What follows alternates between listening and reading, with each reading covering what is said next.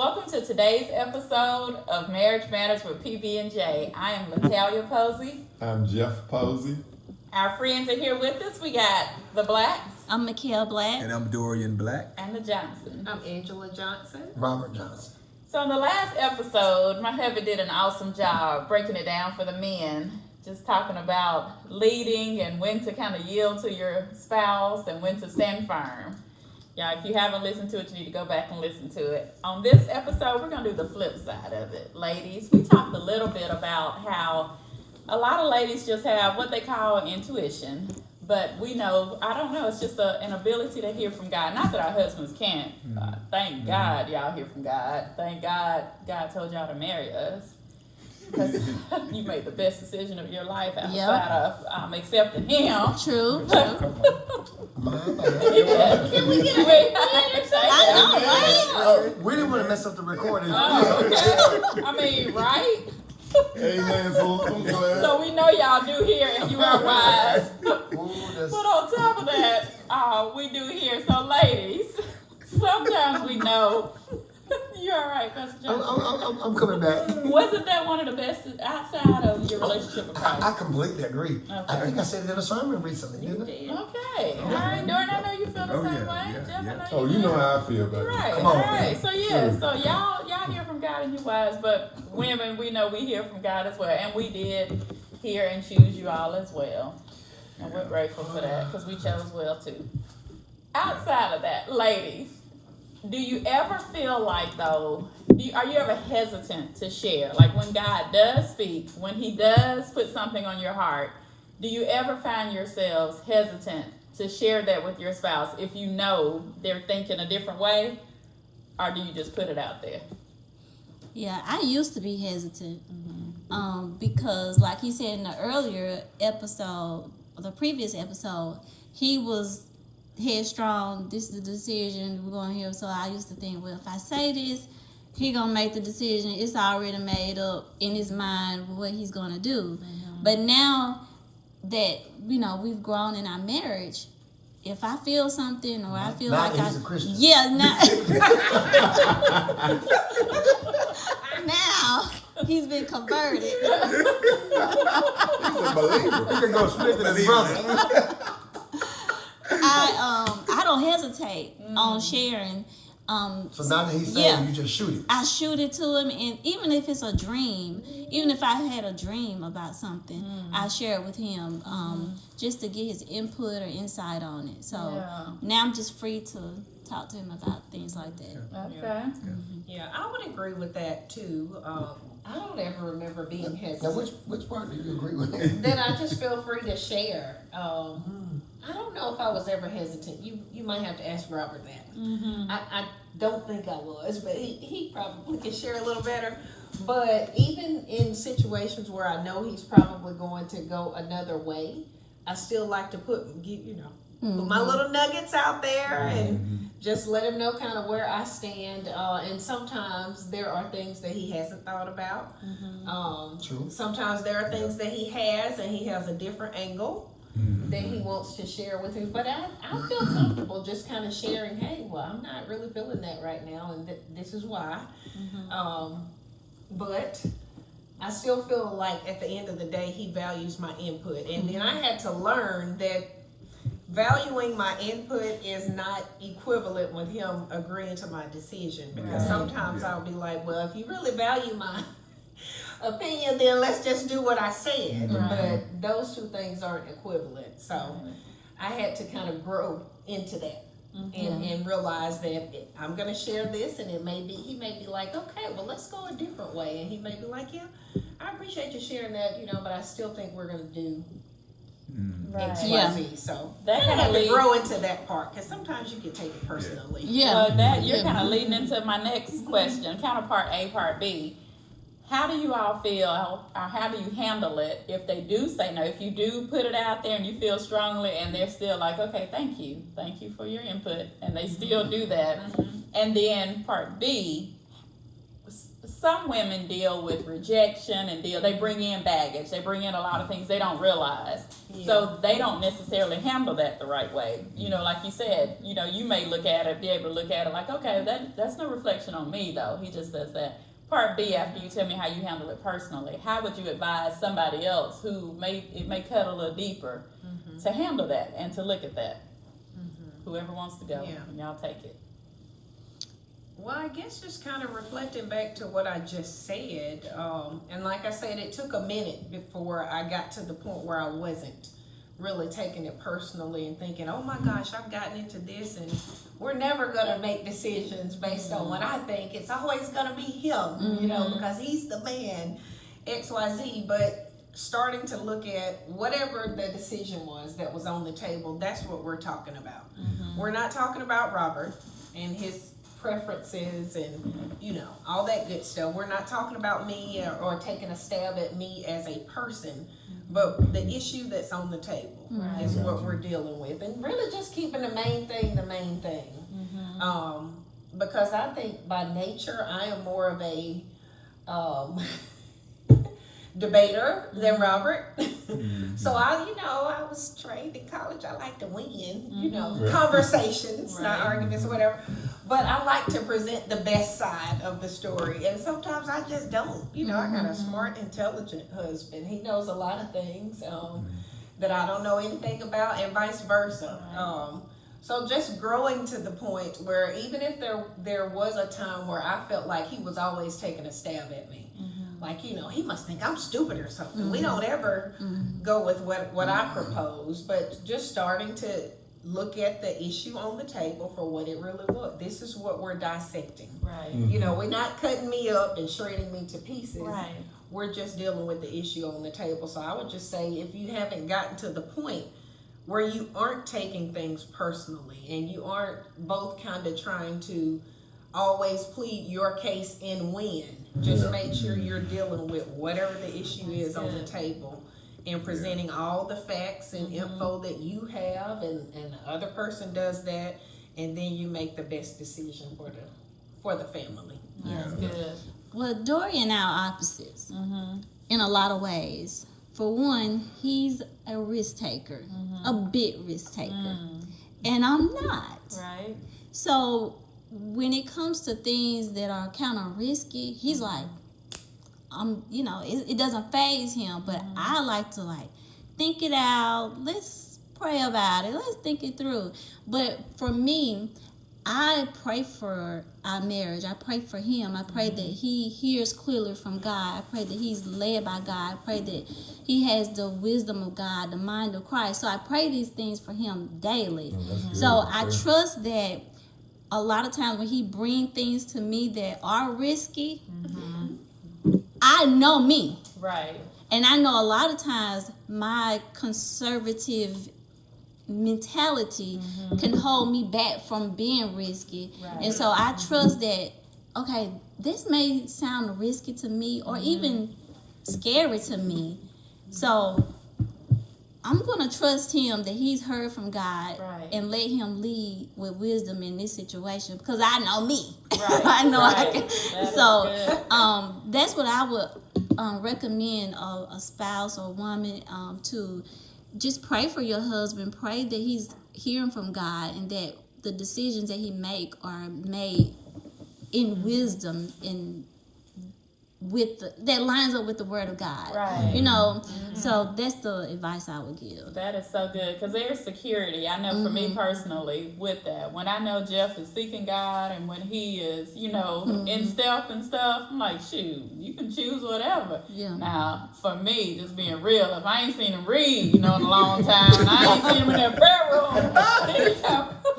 he come to me talking about, I think I want to do this. Like, well, hold up, brother. Come on, girl, the Lord told me to listen by that bit. Like, did the Lord tell you this? Because I would ask him a lot. Yeah. Did the Lord tell you this? Or is this just something you want to do? And he knows. If he says the Lord said it, then I'm with it. If you tell me he said it, I don't care what it is. We're doing it. Yeah.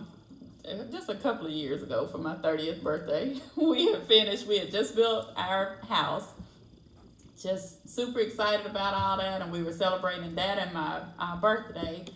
And all of a sudden, sirens and stuff went out, and we went out front, and he had bought me a car, my dream car. And I wanted to celebrate, but my heart was thinking, cha-ching, like we just bought this house and all this. And it's like he just read my mind. He eased up beside me and said, the Lord told me to get it. Yeah. Y'all ran and hopped in that car. I was like, all right, say less. I don't care what the numbers say. I don't care about anything. As long as I know that. Men, does that put, I guess, do you feel pressured, as a man, to be the leader and to make those decisions that may affect or probably will affect your family? I don't think it's pressure. I think it's just how God made us. Yeah. I think it's just, this is what we do, is make decisions. And like Jeff was said in the earlier podcast, like he kind of gave the analogy, like, he didn't, as far as like you making a decision, as far as the wife making a decision, the pressure I guess they can internalize it a different way. But with men, it's like, I don't know, that's just what we do. The consequence, I don't know, So if something happened, I think we can get knocked down and just get back up and just keep going. We don't have a lot of emotional ties, I guess, to certain things. And it just makes it easier for us to make a decision. If it don't work out, okay, well, let me make this one. It's I think that's just the way that we're made. But I don't I guess obviously with any decision that a person makes, especially when it's a big decision, there could be some pressure when it's going to impact your family. Right. But these men here, we're men of God, right. So we always want to consult God first with those type of decisions and be led by Him. Yeah. Once we're led by Him, then let the chips fall where they may. Right. So yeah. Pastor Jay, how you feel about it? Well, faith is taking God risk. And I think we wired to. I think we wired to take risk by living out of God's mouth, because we don't live by bread alone, but by every word that proceeds out of His mouth. And I think we are influenced, reminded, and sometimes even given wisdom to consider other things that didn't come with our wiring. Yeah. Does that make sense? Yeah. So that's how you guys help us in so many other ways, because you're like, that is relevant. Yeah. But I was just wired in a way that that's how we can, not to jump a subject, but that's how we can compartmentalize some way. Yeah. And then you guys come back around and say, I need this to connect to that and connect to this, and that's how the kitchen connects to the bedroom. But we so good at being wired where this is a standalone, and this is a standalone, and this is as long as I got as long as I got all these pieces, I'm good. But y'all saying we're more whole if it's more interrelated, and so I just wanted to point that little piece out. I don't even know if I even addressed your question. I think you did. But I think we wired that way, and then we have to learn, grow, mature to kind of fill in all of these other blanks. Right. And then it's us with our attitude, all of that, and how stubborn we want to be with growing that throws things off for a while. Yeah. How you feel, baby? You ever feel pressured? No, I feel the pressure of it, the pressure of it. Yeah, the weight of the decision, I guess. Sometimes just when I know I got the big decision or to make the primary decision, it can feel a little pressure. But just as Dorian said, MeKael said earlier, she praying over, I know you praying over me. I know you praying for me to have the wisdom and stuff. So when I know that I'm not going to make a decision just merely based off what I want to do. Right. Right. And so even if I start to feel a little pressure or not feel, sometimes I just take that, okay, maybe I might need to pray a little more about it or hear more of your input so that if I do make this decision, that I can be confident in it because I know I have heard from the Lord, and I know that we are on one accord. And that's the main thing that I love about us, that if there is a decision to be made, and even if you don't agree with it, but we do come on one accord. Right. Yeah. Though. Yeah. So Yeah. that kind of that makes it easier Yeah. to like, okay, you know, we can do this. Yeah, and that's how I feel. We're gonna do it now. Like I said, I'm gonna get behind it. You want it? I'm be praying for you now. So the problem really comes in when the husband or makes the decision, or the wife makes the decision, and the husband you don't come together Yeah. as Right. one with it and make the agree to disagree or just Right. compromise with it. So what do you do when one decides I just can't get with this decision? Yeah, that's the question. Yeah. That is the question. Because you may have one that's a little bit more mature in the faith than the other one in marriage, and the one that's not as mature in the faith saying, I can't get with that decision. I guess it may be, what we talked about earlier with the men. Like you do it anyway. They just go on and y'all have to speak up if that's not the case. But I know, I like even with us, again, at times I'm like, I just can't get with it initially. You have to, I know in those times you had to trust that I was going to be okay and come on, especially in the beginning before I developed a pattern of, coming on with you and getting on the same page. You had to either trust it or be like, well, she just about to be mad about this one. Well, what about you have the wife, and it's a decision that she wants to make, and the husband's not with it. So you just gonna... There's some decisions. There's some decisions I just didn't make. Okay. Some decisions Angela had such a reluctance about Okay. that even if I thought it was good for the family, I didn't do it. Okay. And so that's I'm sure that happens. Yeah, that's... because there are men that'll get together sometime and they'll say, man, I wish I'd have done that 7 years ago. I wish I'd have done this. We'd have had, I could have been, the family could have been. Yeah. But I'm just saying, I hear it come out a little, especially when they see the opportunity kind of manifest out there somewhere. And it kind of goes back to the fact that, hey, look, my wife really wasn't on board. She was strongly not on board, so I didn't do it. Okay. There was a piece of property I was going to buy. It was going to cost XYZ to get it. Yeah. And she just didn't feel, she felt like it would have jeopardized the security of my finances. However, that property tripled. And we would have sold that asset. Yeah. And we could have done XYZ. Yeah. And I'm just saying, it is those kind of things that sometimes I think we consider the other person's need, and it's not spirit led. Yeah. Right. Yeah. That's the only way you miss something that really was a God Right. opportunity, because the flesh we had to let the flesh get in some way. Right. That's good. You know what I'm saying? So sometimes I'll be like, my natural affection for you can be stronger than my spiritual direction from God. Wow. Yeah. That's good. You going deep, but I think about this. I think it's just flesh that want a motorcycle. And I just can't get with it.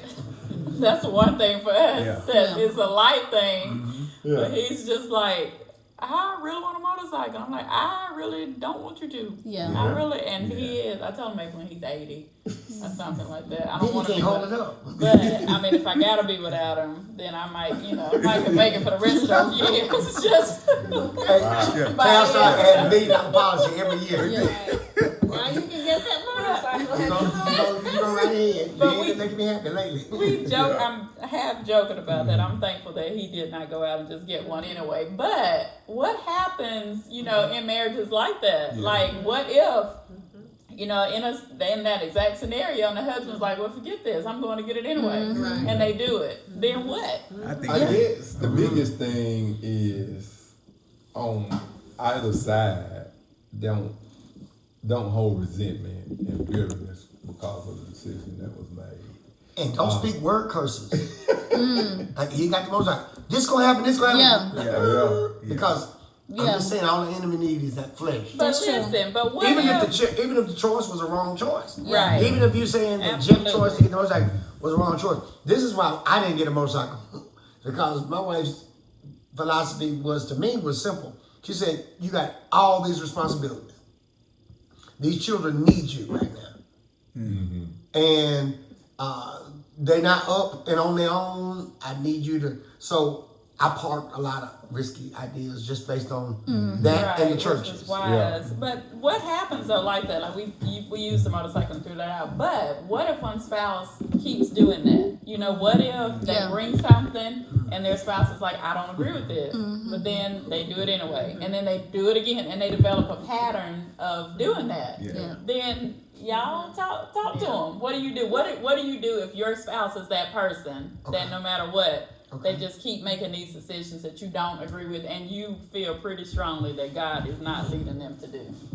But Jay, you about to say something. So it seems like if I'm trying to convince you of something that, well, I'm presenting my side or what I see and how I feel, and here's the facts from what I have gathered, and you still choose to make that decision, and it's become a pattern, then it's apparent to me that you're not really valuing what I'm saying. So let me go get somebody else whose opinion you value, maybe somebody you respect, or somebody else who can talk to us about this pattern that I've seen developing, just like any other unproductive habit. Right. You know, that may have developed in your marriage. If the two of you can't come together and come to a decision that moves you forward, then it's probably definitely time for somebody else to intervene and direct both of you on that matter. Not saying that sometimes they don't come in and say the same thing. Right.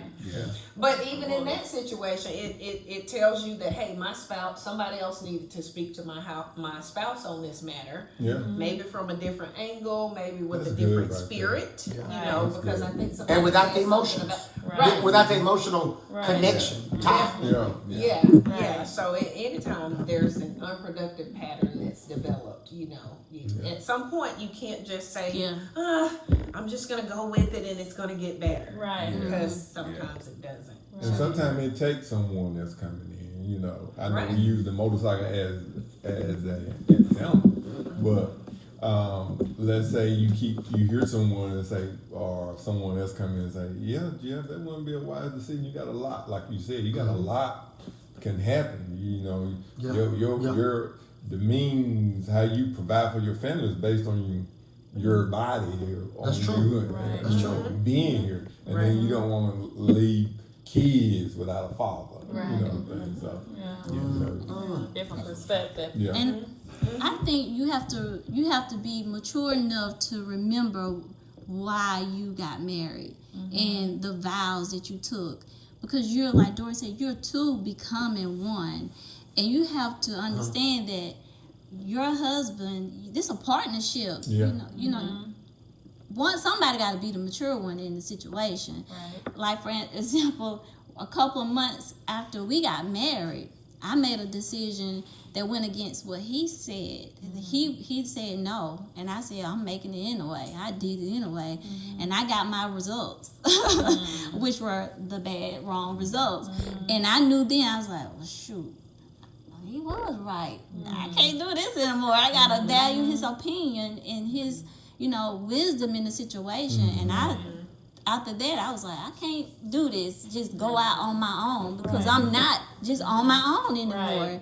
So you have to remember why you got married and the vows that you took when you got married.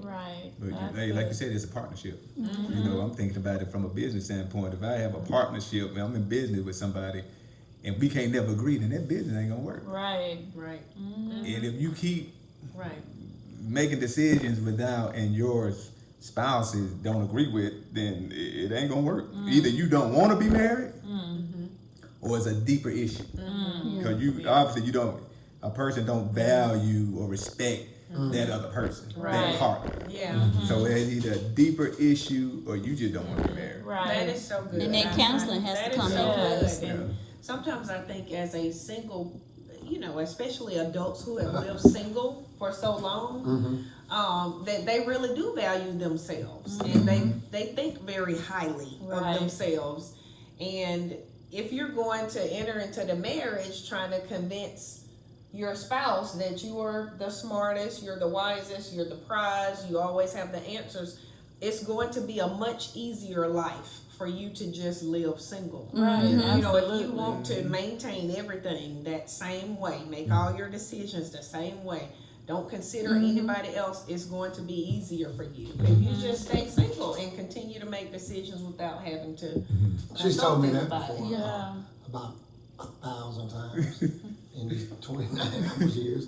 That's because that's when I'm stubborn and she can't seem to chisel her way in. Right. She was like, you just should have probably just stayed single. Right. You just don't want to listen. I was like, dog, I thought I was listening. I just ain't agreeing. Right. But we can say all the right fancy words, but the reality is that reevaluating what kind of heart do I have? Right. That's so good. Do I have a heart to, because there's a lot of people married, they really ain't interested in a marriage. Come on. They interested in the benefit of having that companionship that helps them in all these other ways. Right. And so, and now that they're in it, they be like, look, I'm not going to destroy it because it's going to affect my career, ministry, it's going to affect my children's stability. So I'm going to ride it out, but I'm independent every day. Wow. Now they hop in it and they don't realize that's what it's going to entail. They think they can still be independent and have that mindset. Then they get in, it's like, oh, like, whoa. Well, like, because they may think you loving me, finding a woman who loves me is a woman who is going to support me, period. It's like a blank check. Yeah. Right. And it's a wrong definition because they're going to show let you, they're going to mind you. Because when you couple that with thinking you know everything and you're the one, and that's a disaster waiting to happen. Y'all, we're going to have to wrap up, but look, I want to do rapid fire real quick. Okay. So just short answers to a couple of questions, okay? Okay. So ladies, how do you make sure that you're not being manipulative when God does tell you something, or when, like Dorian said earlier, like you developed a pattern of God telling you something right? How do you make sure that you're handling that and stewarding that the right way? I just check my heart because it is tempting when you can. It's easy to manipulate. You know what your husband like and don't like. What can he say yes to? So you just have to examine your heart and be real with yourself. Like, is this what God would do? Go back to the bracelet. Would Jesus do this? Okay. All right. How do you know the whole thing? I feel like sometimes the smartest people in the room are the last to realize they're not really the smartest people in the room. So how do you let your spouse know, like, you know what? Like, you really aren't, you don't know it all. Johnson's, real quick, how do you gently let that person know that you don't know as much as you think you do about everything? She just tell me. Okay. All right, so sometimes you have to be direct. Direct. Well, yeah, and I think, a nicer way to say that is, you validate what your spouse does know, but you also give them the opportunity to consider it from another vantage point. I mean, you don't just say, I know you think you're the smartest, but you're not the smartest. Right.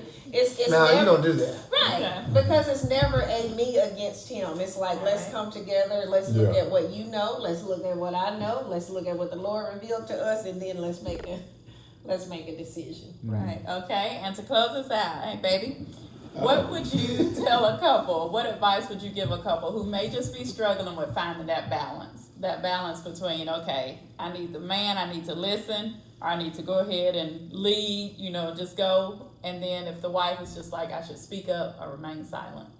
Well, MeKael said it earlier, it's your heart. Okay. And that starts with prayer. Okay. Too. Just knowing that you're in it together. This is not a divided ship. Right.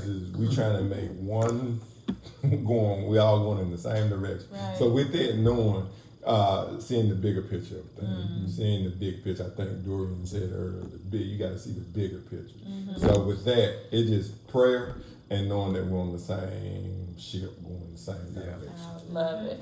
Y'all, prayer is it. Like that, I believe that's the purpose of marriage, to perfect us, and it will get you praying. If you don't have a prayer life, you will establish one in your marriage if you want a good one. If you want your marriage to thrive. Yeah. We have enjoyed today, just kind of diving in and talking about it. Feeding off the last episode from a man's perspective and today from a woman's perspective. We hope you guys will just give input too. We're always willing to learn. So we want to hear from other couples too and to see how you all navigate this. Thank you for joining us today. All right, guys. Thank you for joining us for another episode of Marriage Matters with PB&J. Don't forget to like, share, and subscribe to our pages on Facebook, Spotify, and YouTube. Until next time, your marriage matters.